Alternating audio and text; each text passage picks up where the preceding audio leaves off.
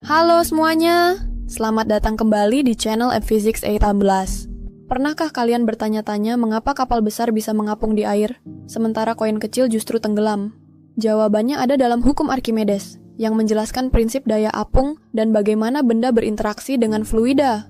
Mari kita bahas lebih dalam.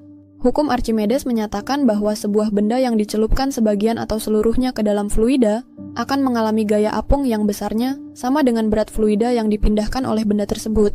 Inilah yang menjelaskan mengapa benda yang lebih ringan dari volume air yang dipindahkannya bisa mengapung, sementara benda yang lebih berat dari volume air yang dipindahkan akan tenggelam. Contoh paling jelas dari hukum ini adalah kapal laut.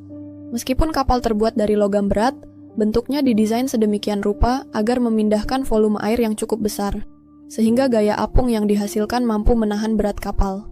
Sebaliknya, sebuah koin kecil yang memiliki kepadatan lebih tinggi dari air tidak cukup memindahkan volume air untuk menghasilkan gaya apung yang cukup sehingga tenggelam.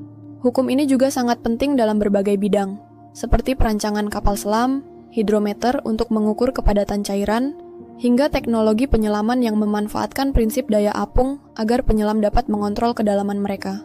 Bahkan, dalam dunia biologi, ikan menggunakan kantung renang yang mengatur volume udara dalam tubuhnya, agar bisa naik dan turun di dalam air dengan mudah. Pemahaman yang baik tentang hukum Archimedes juga membantu dalam kehidupan sehari-hari, misalnya saat berenang atau mengangkat benda di dalam air. Benda terasa lebih ringan dalam air karena adanya gaya apung yang mengurangi berat efektifnya.